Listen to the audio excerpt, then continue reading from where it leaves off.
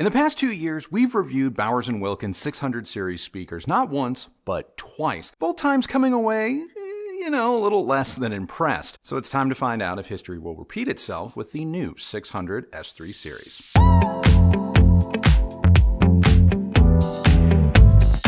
For those of you who are new here, the old 606 S2's not so favorable performance was quite the shock. I mean, they were bright to the point of fatigue, the speaker's mid-range was sucked out and easily overshadowed by a noticeable boost in its bass, which wasn't helped by a mostly hollow cabinet. But it's a new day, and Bowers & Wilkins has updated their 600 series with a brand new 606 S3 bookshelf speaker, the largest in the series, that also includes the 603 S3 tower, a smaller bookshelf, as well as a matching center. Now, you may think the older 606 and the new one look pretty similar, but get up close and personal with it, and you can see that B&W made some pretty substantial changes.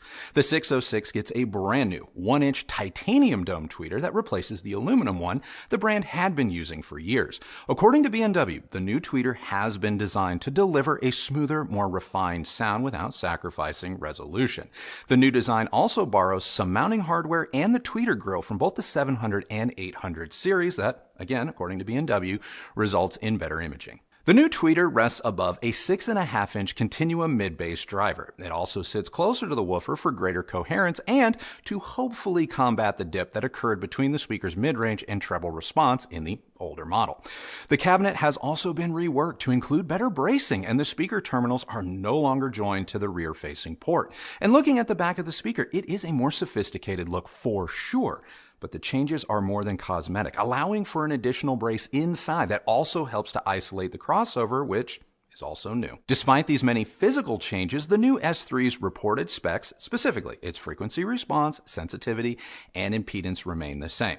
With a response of 52 Hz to 28 kHz, a sensitivity of 88 dB, and an impedance of 8 ohms that can dip to as low as 3.7. Like all B&W speakers, a quality amp or receiver, one comfortable with a 4 ohm load is recommended, and for true full range playback, a subwoofer or two will be required. Getting the B&W set up, I found that the S3 sounded their best, placed about 2 feet off our front wall with roughly 9 feet of separation. I've learned over the years that B&W speakers don't necessarily require a lot of toe-in, though my personal preference has always been to apply just a little. A few degrees of toe-in resulted in a highly focused center image while still striking a very good balance between the bass, mid-range, and treble energy. The 606, like the 705 and 805 D4s, is a speaker that you can tune with placement, so I would encourage you to experiment until you find an angle that works best for you. Now, when we heard that B&W were releasing an update to the 600 series, I couldn't wait to see if they had addressed any of my concerns about the previous generation. And I used our Audiolab 7000A integrated amplifier, an amp that I believe is a really good match for the 606. And I fired up Halsey's Graveyard and Castle. Now, I chose these two tracks to test the S3's new tweeter, cabinet, and just overall coherence. While quality speakers will make these tracks sound utterly captivating, lesser speakers can send you reaching for earplugs. Listening at a comfortable 75 to 80 dB, what I didn't hear was a tweeter ringing in the face of sibilants, plosives, or compression. Don't get me wrong, the S3's top end is still energetic, but it is not outright punishing the way the old aluminum dome was. The new 606 top end reminded me a lot of the 705 S3 we reviewed a few months ago, which is a really good thing, at least in my book. Now, one of the more obvious changes between the S2 and S3 is going to be that transition from the treble to the mid-range. That gap that was present in the crossover point in the S2, it stayed exactly where it belonged, with the S2. While Halsey's accompanying vocals were more clearly heard through the S3 than through any other speaker not made by B&W, the tweeter now is in far more greater alignment with its mid-range. I've still heard better linearity from similarly priced speakers, but for a budget B&W, this is new. Obviously, this results in a smoother, more natural transition from the mid-range to the tweeter, and while not calf-level coherent, it's not far off. In fact, unless you can directly A-B the 606 with, say, an LS50 Meta, I'm not sure you're going to notice. And this coherence carried over into the bass, where the 606 S3 proved to be far more composed than the S2. The 606 S3's low end is more neutral compared to its predecessor and compared to similarly priced speakers like the SONUS FABER Lumina 2 and Focal THEVA No. 1, two speakers that may sound as if they have more bass than the B&Ws due to that rise in the bass energy as they transition out of their mid-range. I'm not suggesting the B&W doesn't have a boost, but it is more of a mild one. Going back to Halsey's Graveyard, the bass proved to be enough that I didn't feel as if a sub was required. However, Castle all but proved that for true, full-range playback, you're gonna need a sub. The bass that is present is very focused and now favors detail and texture versus boom. The cabinet, it plays a big role in keeping things on the straight and level as the B&W sounded less boxy than the Focals when listening head-to-head. So with my previous concerns addressed and largely overcome, I listened to music for days through the new B&Ws, and whether it was pop, rock, R&B, electronica, or even jazz, it was very easy for me to enjoy this speaker. I appreciated the speaker's detail and texture retrieval no matter what the volume was. Mid-range clarity and focus, specifically with vocals, was excellent, and its faster, well-dampened bass blended very well with our reference clip subwoofer when needed. So if you listen to primarily well-recorded music, especially solo piano, jazz ensembles, or acoustic singer-songwriters, there may not be a better speaker for that type of music at this price than the 606. Highly compressed pop music, like say Miley Cyrus's Midnight Sky or bands like Fall Out Boy, are still not the best fit here. But a few modern pop albums aside, the 606s were fairly agnostic when it came to my overall music enjoyment. Focusing on well-recorded albums such as Luna's Days in April or Nameless by Dominique Fils-Aimé showcase the 606 awesome soundstage. These speakers can image in all directions with terrific focus throughout. At one point, when listening to the track Home, the soundstage was just so wide that I had to double check that our in-ceiling speakers weren't connected. Dynamically, these are very captivating and only become more arresting as you turn things up, but be careful when listening at the utmost extremes. Think volumes greater than about 90 dB because the speaker will start to thin and become a little bit more treble forward. Satisfied with my subjective listening tests, I did a few quick sweeps in room at our listening position at a volume of 75 dB to see if the speakers truly aligned with what I thought I was hearing. And as you can see, when looking at the speaker's overall in-room response, it matches my subjective thoughts almost perfectly. From about 40 Hertz on up to 2 kilohertz, the 606 is pretty linear, and that dip between 2 and 4K has definitely been minimized but not completely done away with. There is still a rise in the treble region that I'm sure will look more pronounced if you were to measure these near field or as part of a composite measurement, but in room with about 10.5 feet between me and the speakers, I'm only seeing a few dB rise, which is A-okay for me. In fact, because the dip between the mid-range and tweeter is smoother now, the 606 reacts very well to treble tone controls, meaning you can essentially make this speaker neutral by applying -1.5 to -3 dB of correction via the treble tone control on your integrated amp or receiver. Speaking of receivers, to test these speakers for home theater, we also purchased the new HTM6 S3 center channel.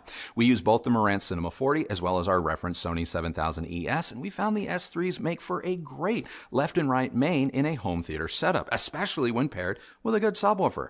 Dialogue clarity through the smaller B&W center was very good. I was surprised by the center's sensation of mid-bass weight, given that it uses smaller drivers compared to the 606 S3. I mean, my own voice sounded incredibly natural and not anemic at all, played exclusively through the S3 center speaker. So if you're looking for a speaker system that can pull double duty, I endorse the new 600 S3 series.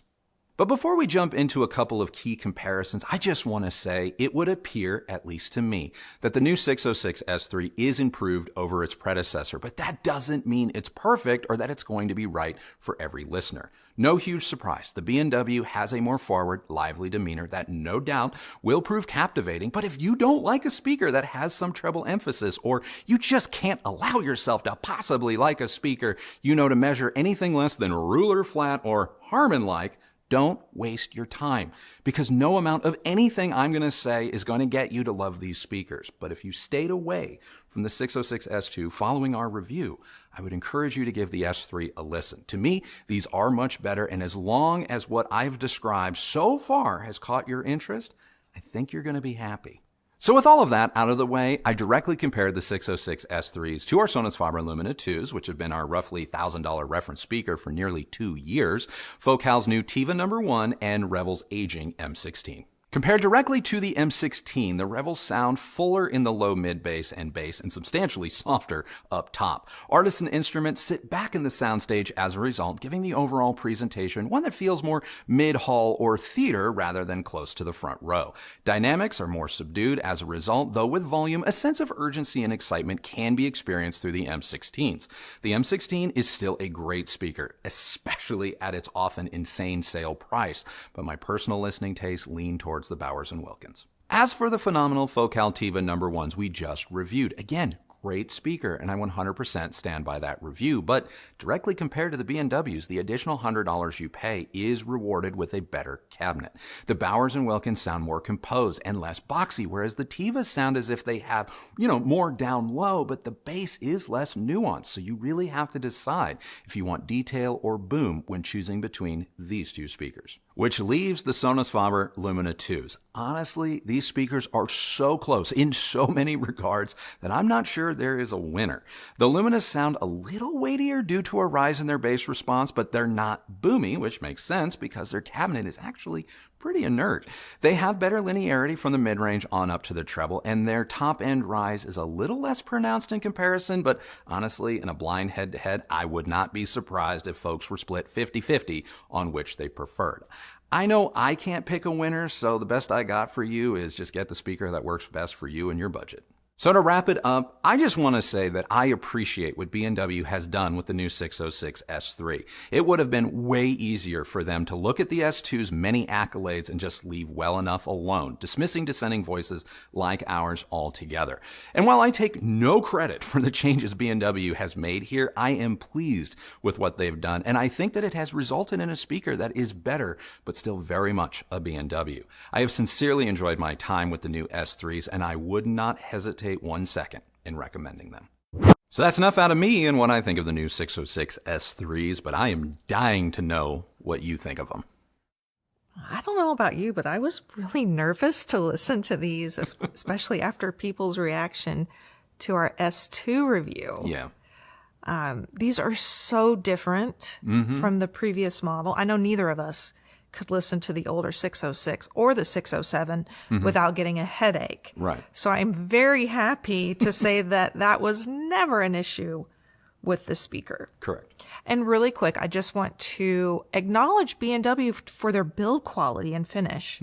They know how to make a speaker look good. I mean, I know it doesn't always convey in photos, but the wood finish is really nice. Well, as far as the sound goes, without a doubt, I do prefer these over the older. Over the old one. Okay, I was like, to what? Yeah, the older ones. Right, yeah.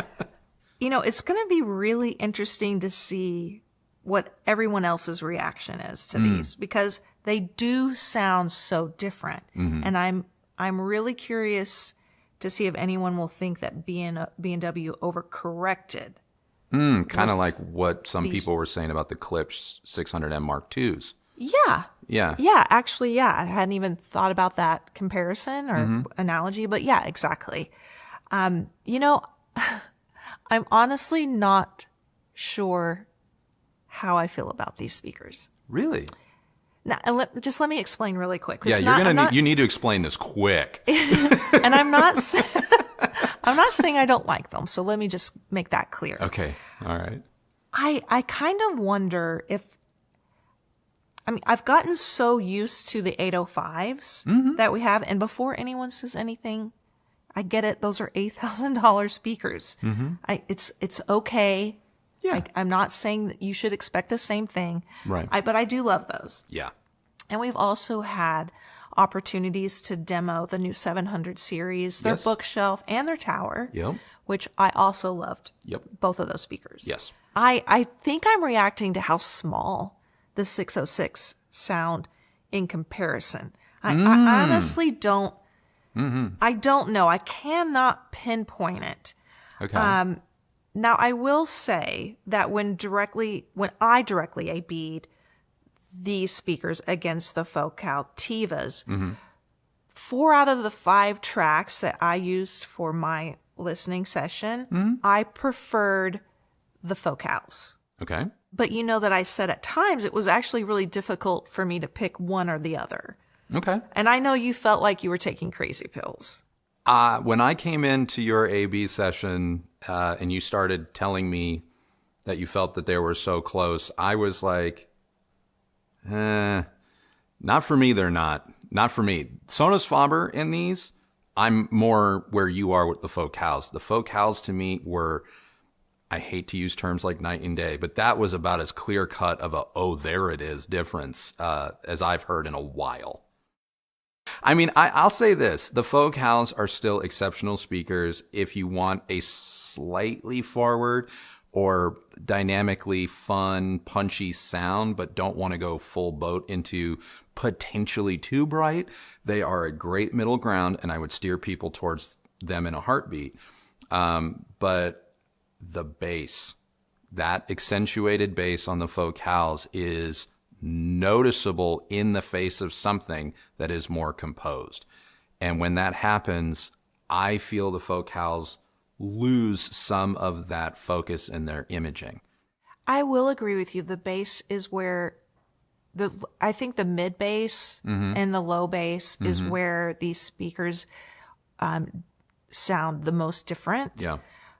And I typically prefer a speaker that has quicker bass versus boomy bass. Yeah, greater linearity. Right. Yeah. So I was surprised when I found myself preferring the focals because it's not to say I can't hear what you're talking about. Yeah. But I thought that the overall response there was just something about the B&Ws that, like I said, felt small to me. I know that, especially when we were listening to Spoon's Inside Out, the vocals were more focused and better on the B&W. Yeah. But for the other songs, for example, we listened to A. Brown's, which is just this drummer guy it's just all drums and percussion. Yeah. We also listened to Halsey, definitely listened to that track Birds from Dominique. And then we listened to a few tracks off of Sylvan Esso. Yep. Like with Sylvan Esso on the track Die Young, I felt like she took a step backwards through the B&W than with the focals. She felt more present and more in front. And I felt it just with that kind of music, the more electronic kind of dancey kind of music. Okay. That those sounded better for me. Okay. Through the focals. Well, I have to say, I'm as surprised by my feelings as probably anyone out there listening. yeah, I have to say, I'm not going to try and say you didn't hear what you heard. I just completely disagree. I just do. I do not believe in any of the examples that you presented because I sat with you and went through it with you. I don't believe in any of the examples you presented that the vocals felt more forward with the focals than the B&Ws. If anything, the focals were the ones where all the artists took half a step back. And in the case of Sylvan Esso, she sounded like she was singing through a cloth, whereas she was very vivid through the B&Ws. Now, I'm not saying one of those is correct. The choice is the spice of life. I'm just saying that for me and my hearing, I actually came away with the very opposite impression. I think that these are good speakers. Yeah. I enjoy them. Yeah. I'm a little bit torn. Just a little bit torn. Especially I think because you were so adamant about in your reaction to what I was describing during the A/B tests. Yeah. I can totally see how somebody sitting at home watching a review could start to feel like they're taking crazy pills, you know, and the struggle that it must be to wonder if you should trust your own hearing. Yeah. You know what I mean? And you have to trust your own hearing. And again, I disagree with what you say you heard, but I'm not saying that you didn't hear it. Yeah. You know, and at the end of the day, if you and I didn't share a space and this was just what you wanted for your living room, if the focals worked for you, I would back that play 100%. 100%. You've got to buy what works for you. All right, guys, that is now our review of Bowers & Wilkins' new 606 S3 with a little dash of their new center thrown in, you know, for good measure. Gotta ask you, question of the day, what do you think? What do you think of the new series now that we've just described them to you? If you've had a chance to hear them in a store, what was your experience? Or did you run out and buy them day one like we did? Share. Has B&W fixed the mistakes of the past? Do you still think it's same old, same old? I want to know. Keep it respectful, but let's get that conversation going. If you like this video, please do give it a thumbs up, like, and subscribe, and please ring that bell so that you're notified when all of our new videos come out. If you use any of the links that KRISTI'S left for you down below, know that that's a great way that you have all continued to show your support for this channel and the work that we do here. And both of us, thank you very much for doing that. Follow me on Instagram at Recovering Audiophile, and that is it for us today. So remember, the only person who has to like the sound of your system is you. So happy listening, everybody. Thank you so much for watching. And I'll see you next Sunday with a brand new video. Bye.